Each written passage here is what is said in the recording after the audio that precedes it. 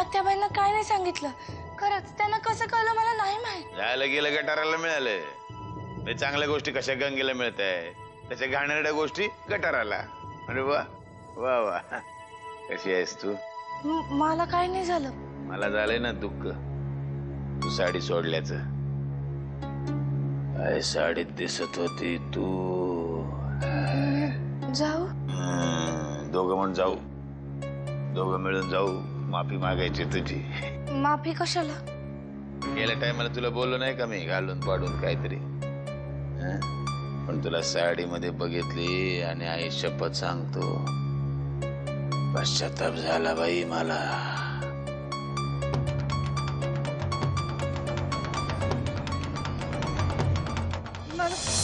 आजीला तू पायंदळी तुडवतेस ना, तीच उद्या तुझं पायपुसणं करणार.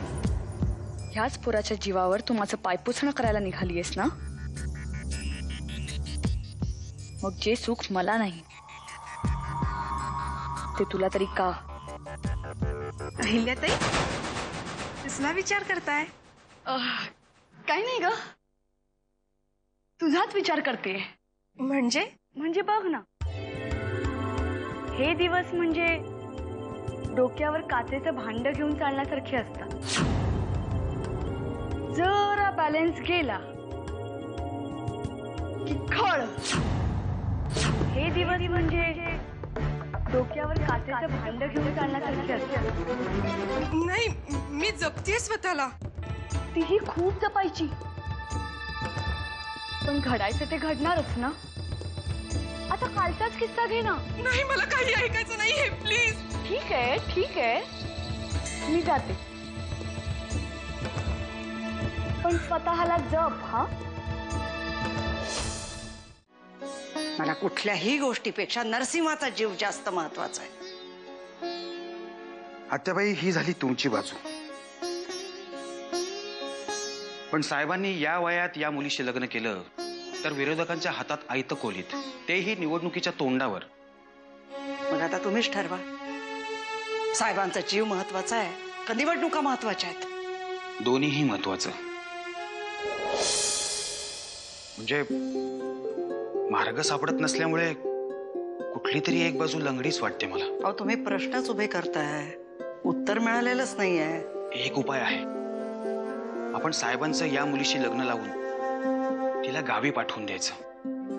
या कानाचं त्या कानाला कळणार नाही. म्हणजे तिकडे डोक्यावर पदर घेऊन वाड्यामध्ये मुलगी खुश, इकडे साहेब मोकळे. चांगल्या कामात विघ्न आणणारे गावातल्यांपेक्षा घरातलेच लोक जास्ती. चुकून बातमी फुटली तर होत्याचं नव्हतं होऊन जाईल. मी काही मार्ग सापडतो का बघ. मी तुला म्हंटल ना, माझ्या मनात ही भावना एकदम पक्की बसली की ना, कुणीतरी माझ्या आईचे अधिकार हिरावून घेत आहे. पण असं का वाटतंय तुम्हाला? अहिल्या काकूमुळे. तिच्या कमरेला तर चाव्या पाहिल्या ना की मला अजून राग येतो. तुला माहिती, आई असताना सुद्धा ना तिची अशीच इच्छा होती की त्या चाव्या तिच्याकडे असाव्यात. अमृताताई, मी परत नाही हात लावणार त्यांच्या गोष्टींना.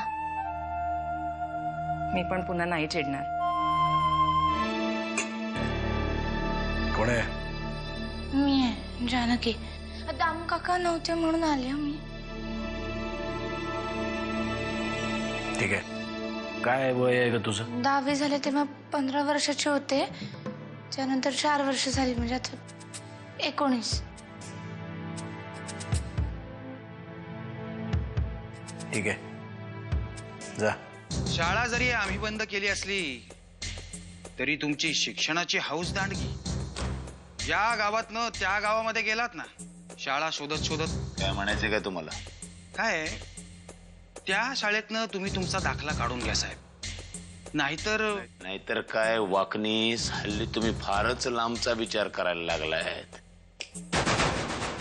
लायकीत राहायचं. पण मी जे काय बोललो त्यावर विचार करा. सगळ्या बातम्या आम्हाला मिळतात.